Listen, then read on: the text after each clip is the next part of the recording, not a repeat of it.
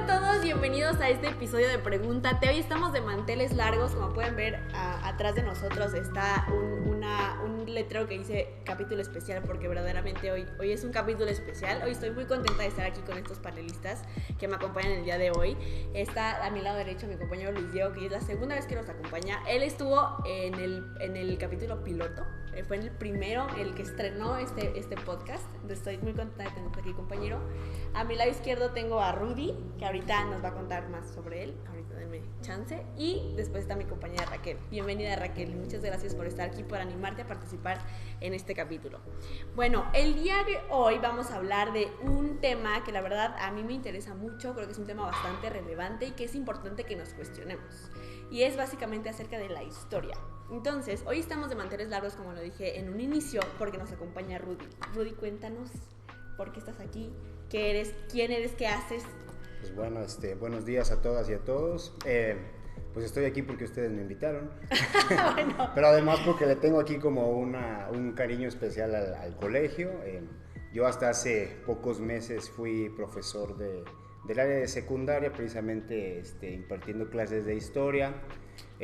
Mi formación pues me he movido un poco como entre la antropología, sociología y la historia, desde luego, ¿sí? Entonces, digamos que tengo como una formación amplia en ciencias sociales, que es como que lo que a mí me gusta muchísimo, y pues un gusto aquí que me hayan invitado y pues comentar, platicar, debatir lo que se tenga que debatir, y pues adelante. Sí, estamos muy contentos de tenerte aquí. Bienvenido, Rudy.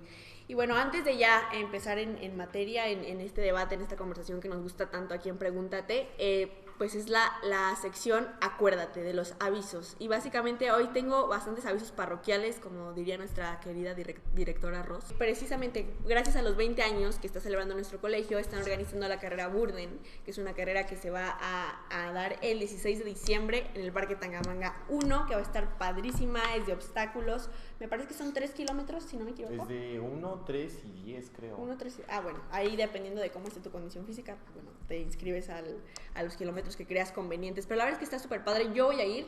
Yo también. Va a ir Luis Diego. ¿Tú vas a ir, Raquel? No, bueno, ni modo. Raquel no se animó, pero nos va a echar porras. Nos va a echar porras, eso sí. La verdad es que va a estar muy padre. Seguramente por las redes sociales del colegio van a estar subiendo fotos, videos, entonces pues para que estén ahí pendientes. Otra cosa es que esta semana, precisamente del 5 al 9 de diciembre, son nuestra semana de parciales. Nuestra semana de evaluación. Qué bueno que me recuerdas para estudiar de una vez. Pero ya las siguientes son también semestrales, entonces para que nos vayamos preparando, y ya se vienen las vacaciones. Se nos acabó el semestre. La verdad que a mí se me fue rapidísimo este semestre. Siento que entramos apenas ayer, que Víctor nos estaba recibiendo en nuestra primera clase de biología, que nosotros moríamos de miedo de su clase, pero bueno, ahora lo amamos y es de nuestros profesores consentidos. Sí. ¿Verdad? Y bueno, esos son los avisos, entonces para que estén pendientes, para que organicen sus agendas, se organicen en cuestión de estudio y que podamos sacar este semestre sin que ninguno se vea extraordinario, sin que ninguno repruebe, porque los quiero ver a todos mis compañeros el siguiente semestre, entrando en enero. Entonces, ya, ahora sí, la presentación del tema. Pues bueno, el tema principal es la historia. Yo les voy a plantear ciertas preguntas para que pues podamos debatir y podamos platicar acerca de la historia. La verdad es que pues siempre la hemos llevado desde primaria, la historia, ¿no? Sí. Nos han enseñado pues acerca de México, de la historia del mundo, y lo que sabemos pues es gracias a lo que nos cuentan nuestros profesores, a los libros de la SEP. ¿Qué opinas de eso, de lo que dicen los libros de la SEP? Porque luego es un poco controversial. Yo me acuerdo que nuestro profesor Fer de repente nos decía que lo que decían en los libros ahí... Es esto, ¿no? La idea es, siempre tenemos o necesitamos como sobre todo como en ciertas áreas de conocimiento, y en este caso de historia, como libros base, ¿no? O ciertas referencias, pero debemos tener mucho cuidado porque, como todo, puede haber un sesgo, ¿no? En la historia. Claro. Entonces, normalmente esos libros de la SEP están elaborados con base a una finalidad, que es como la construcción de la identidad, de la cultura, de la idea de nación. Entonces siempre te van a hablar muy bien como de ciertos personajes o de ciertos grupos sociales, vas a encontrar como historia de ciertos fenómenos, de otros no. Entonces sirven como una referencia, pero siempre hay que ser muy críticos y críticas, y la idea es que pues ustedes también tengan como siempre lecturas complementarias que les permiten a ustedes tener una visión mucho más amplia, crítica, y que les promuevan desde luego pues ese sentido analítico de la historia, que aunque ya fueron hechos pasados, pues no dejan de ser sujetos al análisis, a la crítica, a la reflexión, ¿no? Claro, totalmente de acuerdo. Y bueno, antes de empezar con estas preguntas, a mí me gustaría empezar contigo y bueno, preguntarles a todos, va la misma pregunta para todos. Para ti, ¿qué es la historia? ¿Cómo definir la historia? Con tus palabras. Sí, pues para mí la historia es el estudio del pasado.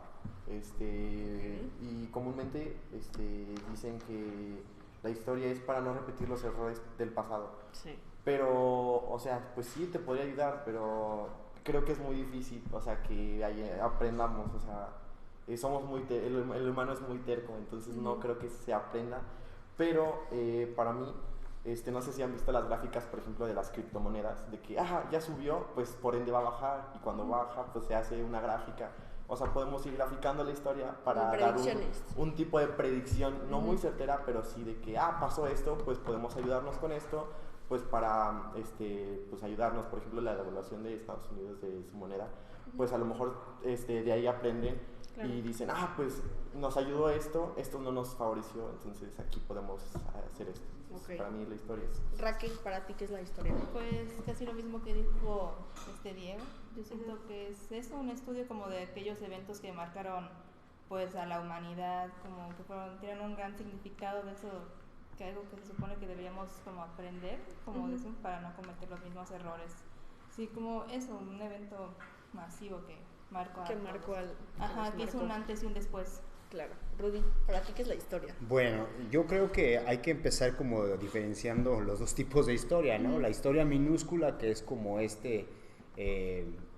serie de acontecimientos o sucesos que se van entretejiendo y que desde luego pues ya pasaron, ¿sí?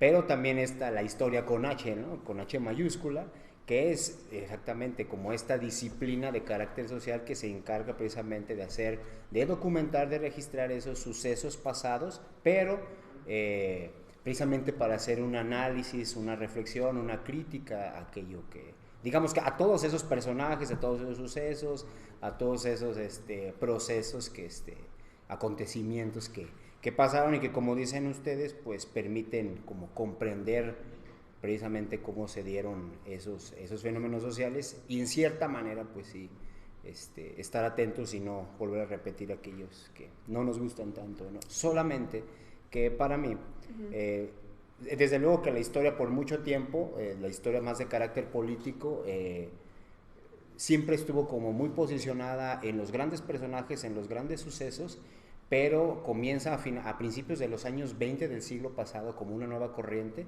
que empieza a posicionarse o digamos, a enfocar la mirada como en aquellos grupos que históricamente fueron relegados, ¿no? Lo que se le llamaría como los grupos subalternos, ¿sí? Que serían en este caso, por ejemplo, criminales, mujeres, niños, etcétera, ¿no? Entonces, por un lado sí estudia como esos grandes acontecimientos, esos grandes personajes, pero sin ellos, sin los grupos subalternos, tampoco la historia se podría realizar, ¿no? Claro, claro. Ok, bueno, creo que estas definiciones pues creo que engloban bastante bien el concepto de historia. Creo que es muy importante que siempre nos cuestionemos este tipo de cosas, porque al final creo que la historia forma parte de nuestra identidad, ¿no? Como sociedad y como individuos. Entonces, la primera pregunta que yo les tengo es precisamente acerca de la identidad. ¿De qué manera la identidad crea cultura? Pues es que además es una parte muy, pues digamos, sin identidad la cultura no existiría, así de fácil. Pues es como el nacionalismo, o sea, por ejemplo, yo me siento identificado, o sea, como por ejemplo, nací en México, soy mexicano, y no sé, se puede mostrar como por ejemplo, el fútbol es parte de la cultura de México, entonces, o sea, no me gusta el fútbol, no lo veo, pero el mundial, o sea, nos sentimos como que, pues, atraídos en cierta parte, pues, aparte de que, pues, la emoción de, pues, de convivir con, o sea, mis compañeros, con los profes que igual, o sea, y así de que yo recuerdo cuando estaba contigo, estábamos haciendo unas palomitas y en eso todo el mundo gritó eufórico, ¡gol! Y, o sea, y yo así que me contagiaron pues la energía de que, pues, o sea, del mismo nacionalismo, pues, no, o sea, que en parte el fútbol, que pues el fútbol es cultura en México, pues, o sea, ahí se podría ver y reflejado, identificado. Raquel. Sí, yo también creo que comparto la misma experiencia con Diego. Tampoco soy tan fan del fútbol, pero ahorita con el mundial como que sí me gusta ahí festejar con nosotros porque pues es parte de la cultura y pues aquí en México nos gusta mucho hacer fiestas, ¿no? Festejos de varias cosas. Sí, es casi también parte de nuestra cultura eso de festejar, así que sí, también como pues me gusta ser parte de eso. Entonces la cultura está totalmente relacionada con la identidad, pero creo que aquí es más bien que la cultura crea la identidad, no la identidad crea cultura, ¿no? Pues es que no puedes disociar una de otra, van van de la juntas, mano. ¿no? O sea, la idea, por ejemplo, de identidad, de cultura y de nación van íntimamente relacionadas y no puedes disociar una de otra. Sin embargo, que hay que tener algo muy en cuenta, la identidad es cambiante y entonces, por ejemplo, elementos que hace 30 o 40 años eran... permitían como configurar esta identidad nacional, en este caso la identidad mexicana, quizá han cambiado con el tiempo y ahora son otros elementos los que dan esa identidad, ¿no? Me pongo a pensar, retomando un poco las clases que ustedes llevaron en secundaria, como por ejemplo en los años 40 del siglo pasado, lo rural, el machismo, el alcoholismo, el ser charro, eran símbolo de una identidad, ¿no? Y esos aspectos, si bien todavía lo son, no se quedaron estáticos, sino que se han incorporado otros nuevos, ¿no? Por ejemplo, como ahora, si quieren, el fútbol es parte de una identidad. Digo, no creo que nada más de México, Sí, creo no, que hay en muchas partes del mundo, pero sí ha ido agregando como nuevos aspectos. Entonces la identidad hay que tenerlo en cuenta, es cambiante. Y hablamos de identidad, digamos, como una nación, pero hay identidades también como microidentidades, ¿no? O sea, identidad como personas del Terranova, identidad desde su familia, identidad a lo mejor desde ese grupo de amigos que les permiten a ustedes identificarse, pero a la vez diferenciarse de otros grupos o de otras personas. Claro, ¿no? claro. Y ahora, creo que, pues como lo dijo Raquel, son sucesos del pasado, o sea, la historia son sucesos del pasado que nos han marcado, ¿no? Como humanidad. Entonces, realmente nosotros sabemos acerca de estos sucesos por lo que leemos, por las fuentes, por lo que nos dicen los historiadores, por lo que nos dicen nuestros maestros en las escuelas, por lo que leemos en los libros, pero realmente, ¿cómo es que podemos comprobar que esto es verdad? ¿Cómo creen que se pueda comprobar que esto realmente pasó? Pues yo creo que más que comprobar, porque yo creo que es bastante aventurado decir, vamos a comprobar que efectivamente Porfirio Díaz fue como el presidente, el dictador, ¿no? Que por un tiempo se pensó que era, ¿no? Entonces, más que comprobar, más bien creo yo que es comprender, o sea, a ver, vamos a entender... las circunstancias de ese Sí, exactamente, o sea, decir, bueno, vamos a entender por qué, por ejemplo, Porfirio Díaz fue lo que fue, y por qué, por ejemplo, llevó o tenía una idea como de un país moderno y progresista, ¿no? Entonces, yo creo que más que comprobar, yo creo que hay que entender. Entonces, ¿cómo podemos entender bien lo que pasó? Pues efectivamente hay que irnos en este caso, si estamos hablando de la historia, a los archivos, a las fuentes primarias, ¿sí? Pero, como les decía hace rato, o sea, al igual que los libros de texto, las fuentes también tienen un sesgo, ¿no? Entonces hay que ver quién las está escribiendo, con qué finalidad, ¿sí? Y entonces a partir de eso comenzar a entretejer, triangular lo que llamamos, por ejemplo, en historia y en ciencias sociales, empezar a triangular información. A ver, a lo mejor un grupo muy allegado a Porfirio Díaz, como en este caso los científicos, podrían hablar maravillas del gobierno de Porfirio Díaz, ¿sí? Si nosotros no solamente nos quedáramos con esa visión de la historia, pues efectivamente vamos a tener entonces una perspectiva adecuada, ¿no? Por así decirlo, o correcta, de poco balanceada, equilibrada, de lo que fue realmente el porfiriato, ¿no? Sin embargo, si tú comienzas a irte a otros archivos, como en este caso los archivos de supremos tribunales, donde hablaban de crímenes, de prostitución, de cómo, por ejemplo, se comenzó a marginar a ciertos sectores de la sociedad, entonces tú te comienzas a dar cuenta, a ver, ¿por qué por una parte estos cuates me están diciendo que efectivamente el porfiriato llevó como a un estándar de civilización, de modernismo que se buscaba, o de progreso que se buscaba en México, pero resulta que Entonces, porque había, por ejemplo, gente que vivía en condiciones de marginación, que se les estaba encarcelando, ¿no? Incluso hasta por cuestiones de raza. Entonces estamos teniendo una visión mucho más equilibrada del porfiriato, ¿sí? Y no sesgada. Entonces hay que cuidar mucho siempre eso, ¿no? Sí, pues es como, por ejemplo, que cuando tenemos que hacer una investigación, no podemos tomar en cuenta las noticias, o sea, porque las noticias lo ponen a su favor a una noticia amarillista, o sea, mataron a una persona, pues vamos a poner que murió destazada, o sea, cosas que, o sea, a lo mejor, y pues sí, a lo mejor murió destazada, pero pues, o sea,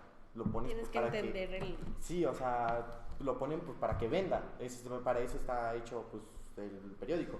Claro. Pero, o sea, luego, no sé, un historiador pues él tiene que pues ser el referee de la historia, así que, tú sí, tú no, aplácame para acá. Y, o sea, por ejemplo, si nosotros pues, nos ponemos a ver, no sé, historia y nos ponemos a ver cuando los españoles llegaron a México y nada más vemos que los indígenas pues mataban gente, o sea, vamos a decir, ay, ¿qué pasó? O sea, ¿cómo mataban a una persona a diario? O sea, sacrificio.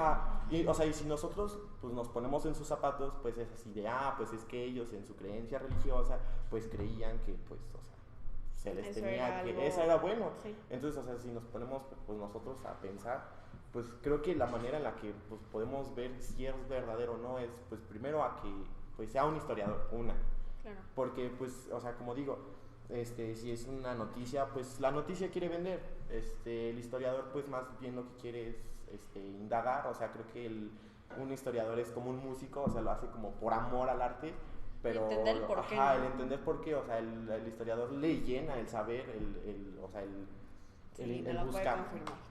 Sí, ¿no? Es como o sea, que al historiador justo eso le llena el hecho de saber, de investigar, de conocer. Yo descubrí esto, una pieza clave de que sin mí no se hubiera dado, o sea, imagínense el historiador que dijo, no, es que no los mataban nomás porque sí, o sea, los mataban, pues más bien se sacrificaban y de hecho era un honor para ellos, pues ser sacrificados.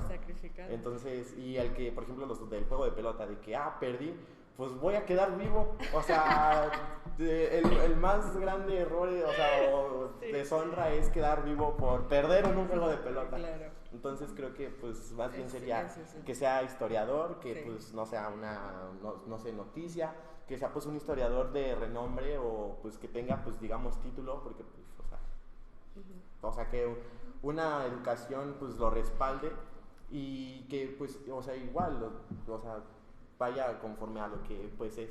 Okay. ¿Tú, Raquel, qué opinas? opinas? Otra fuente que olvidaron mencionar serían los testigos, que a veces no son tan confiables, pero pues son los que vieron los hechos, los que vivieron todo, tal vez como desde su perspectiva sea diferente, pero es como una fuente más directa, o sea, los otros son como escritos, digamos, algún grabado, un documento, un monumento, pero que te lo diga así una persona lo que lo vivió, siento que sí puede ser como más evidente el suceso que ocurrió, aunque obviamente pues cada testigo podría tener una diferente perspectiva, claro, pero siento que también es importante tomar en cuenta lo que ellos vieron y dicen, lo que entendieron. Y creo que también cuando tú quieres investigar algún tema de historia o así, pues también es importante que tú investigues, o sea, que tú seas consciente que existen fuentes primeras, que existen fuentes secundarias y también saber en dónde buscar, a quién preguntarle. Creo que de esa manera también podemos comprobar la historia, podemos encontrar la información que estamos buscando, pero la información que estamos buscando de manera correcta.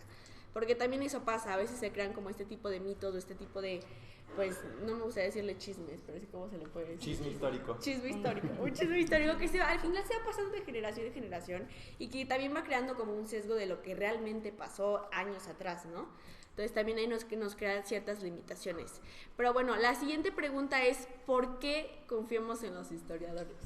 No, pues porque tienen una formación que, claro, o sea, les enseña a cómo, pues, tratar las fuentes, a cómo verlas, a un ojo crítico y no criticón, como diría Lore, entonces, o sea, que pues tienen una formación, o sea, que les enseñan a cómo, pues, tratar las fuentes, pues, para que sean válidas, entonces, o sea, como por ejemplo, recuerdo mucho mis clases de, como de, o sea, de ética, que nos ponían a ver pues los artículos y decían, no, es que, o sea, ningún preso, o sea, está, bueno, más bien criminal está preso, por los procedimientos que no los hacen bien. O sea, si los hicieran bien, pues ahorita estarían pues presos muchas personas. Entonces, o sea, que los procedimientos como les enseñan, o sea, son hechos para poder analizar bien la información y que, o sea, y que no sea un 100% de veracidad en la historia, sino, o sea, lo más acercado a la realidad posible. Entonces, creo que pues por ahí va. Son los indicados, ¿no? Al final, Sí. como para contarnos este tipo de historias de manera correcta, y también creo que son los encargados de analizar este tipo de cosas. Tal vez hay cosas un poco complicadas que sí necesitan cierta formación, ¿no? Que los historiadores tienen para poder llevar a cabo pues estas investigaciones, estos análisis, pero por eso está Rudy aquí, para que nos explique, los historiadores. ¿Ustedes confían entonces en los historiadores? Ciegamente, como el Ciegamente amor. como el amor.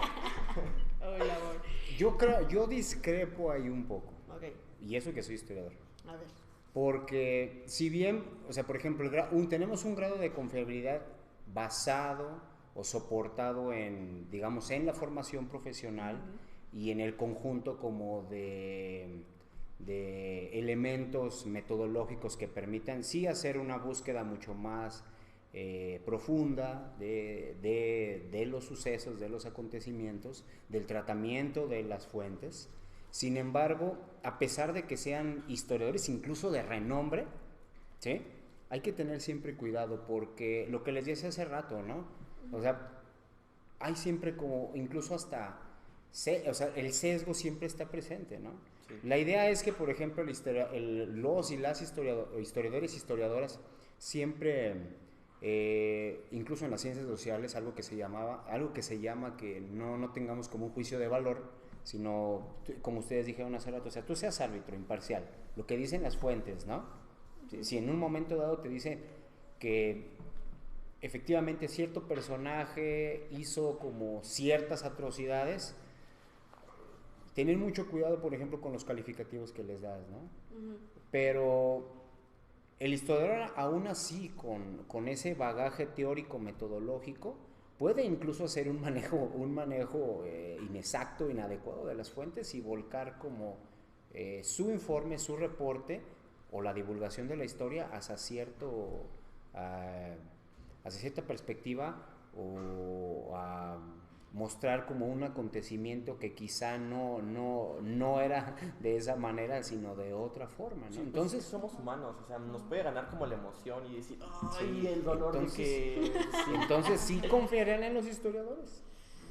Pues, como Y- decían aquí, yo siento que se confía más por eso de que son imparciales, deben ser como de tener neutralidad al decir, al explicar así la historia, o sea, no es como que estén a favor de algo o de alguien o en contra, así que siento que eso es importante, la neutralidad la explicación de la ¿Y historia. cómo se darían cuenta ustedes de que efectivamente una tesis de maestría, licenciatura o doctorado o un libro de historia es equilibrado, es imparcial, es neutral? ¿Cómo se darían cuenta? Yo creo que porque te muestra los pros y los contras de lo que se está hablando, ¿no? Cuando te muestra los matices negros, pero también los matices blancos, pues ahí te puedes dar cuenta que él no está de un lado o del otro, ¿no? Creo que ahí te puedes como dar cuenta que es algo imparcial. Sí, o sea, que muestras lo malo, lo bueno y lo malo, como no si te enfocas en lo malo, como por ejemplo lo que hizo Porfirio Díaz, que pues hay muchos artículos que se pueden dar cuenta de eso, que pues enfocan lo malo, pero no lo bueno, que pues no sé, pues yo recuerdo que lo que más impacto digo que para mí fue el ferrocarril, o sea, lo puso y la verdad, pues para mí, pues ahorita creo que es o sea, sigue siendo, pues muy bueno y en su momento pues fue revolucionario, pero pues hizo cosas malas y pues se le atribuyen pues igual cosas malas. Y creo que también esta parte como de entender que los historiadores al final influyen en nosotros como tal vez personas que no tenemos esta formación como ustedes, y que al final el análisis que ustedes hagan o las investigaciones que ustedes hagan al momento de que la gente los lea, pues al final sí influye en lo que ustedes escriben, ¿no? Entonces si ustedes están en contra solamente en contra y su texto, su redacción se basa solamente en estar en contra, pues también como lector pues te cambia como este chip de sí es cierto, ¿no? Pero también no tienes esta otra parte que también te puede poner a analizar y que tú también, aunque no tengas esta formación como historiador y no seas un experto, pero pues tú también tienes un propio criterio, ¿no? Y también puedes como decidir, pues sí, o sea, también hizo cosas muy malas, pero también hizo estas cosas buenas, ¿no? Y también eso pues puede generar que tú tengas tu propia postura y poder también pues tener argumentos y debatir con otras personas el porqué y este tipo de cosas, ¿no? Bueno, y algo importante es no quedarse solamente con una sola visión. Claro. O sea, si realmente te interesa un tema, pues entonces buscar a otros especialistas o otras especialistas que te pudieran ayudar a tener como una visión más amplia. Claro. ¿No? Eso ayuda siempre. Y a lo mejor hasta si ya varios historiadores o varias fuentes te corroboran lo mismo, pues ya es así como de que pues ya varias fuentes te están dando cierta información, pues ya es así como de que es raro el que pues no sea cierto. Sí, y bueno, ahora entrando a las preguntas que nos hace el público, que nos hacen nuestros compañeros, Emiliano Abundis nos pregunta ¿de qué manera la historia puede influir en las personas cuando es mal contada? Bueno, yo creo que esta influye mayormente en dar una mala perspectiva de los sucesos. Por ejemplo, no sé, digamos que la historia te la dividen como que alguien fue bueno y que alguien fue malo. O sea, te crees eso. Si te la cuentan de mala forma, puedes creer que cierto grupo fue bueno y todo así como un pan de Dios y pues a los que se lo quitan como si fuera el diablo, pero pues obviamente en la historia no creo que hayan como buenos y malos, ¿no? O sea, acá es como pues, en las guerras, ahí te pintan, sí, este es el bueno, este es el malo, no sé, como una guerra con Estados Unidos se pinta como el bueno, pero pues también hay que reconocer que tal vez hizo cosas malas en esa entonces, igual que con los otros países con los que se enfrentó, también pudieron haber hecho cosas buenas. Sí, es súper... sí puede influir bastante. Por ejemplo, ahorita ustedes que hablan del porfiriato, que quizás es como lo que traen más fresco. Cuando termina el porfiriato en 1910, empieza a haber todo un grupo de especialistas historiadores que precisamente se llamaban los antiporfiristas. Incluso hasta otros estudios históricos hicieron esa división. Los antiporfiristas, los proporfiristas y los porfiristas que tenían como una visión más equilibrada. Pero, más que entender como estas visiones como de buenos y malos, sí puede influenciar como bastante la posición del historiador, ¿no? Porque estos antiporfiristas fueron todo un grupo de especialistas historiadores que se encargaron como de desacreditar todo lo que se había hecho en el régimen de Porfirio Díaz, pero precisamente nos permite entender pues por qué, ¿no? O sea, más de entender, bueno, o sea, por qué escribían tan mal de Porfirio Díaz, pues entender qué era el contexto, ¿no? O sea, terminamos Porfiriato, empezamos la Revolución Mexicana y entonces era necesario como desacreditar, ¿no? Echar por tierra todo lo bueno, todo lo que había hecho Porfirio Díaz, ¿no? Entonces, claro que tiene una visión, la visión del historiador puede tener una influencia muy fuerte en las personas, ¿no? Y más cuando no tienes como otras fuentes, que eso es luego a veces lo grave de las fuentes oficiales, ¿no? Por ejemplo, en regímenes autoritarios mundiales, cuando solamente tienes la visión, por ejemplo, ¿no? Durante el periodo de la URSS, ¿no?